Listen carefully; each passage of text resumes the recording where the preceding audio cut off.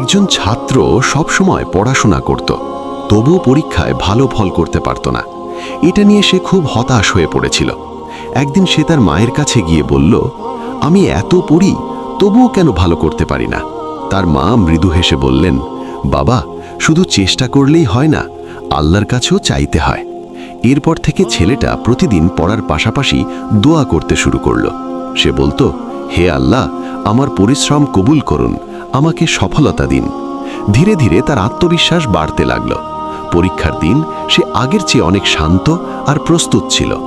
ফলাফল বের হওয়ার দিন সে খুব নার্ভাস ছিল, কিন্তু যখন সে তার রেজাল্ট দেখল, সে অবাক হয়ে গেল। এই প্রথম সে ভালো নম্বর পেল। সে খুশিতে তার মাকে জড়িয়ে ধরল। সেদিন সে বুঝল, দোয়া আর পরিশ্রম একসাথে হলে ফল বদলে যায়। শিক্ষা শুধু চেষ্টা নয়, আল্লাহর উপর ভরসাও দরকার।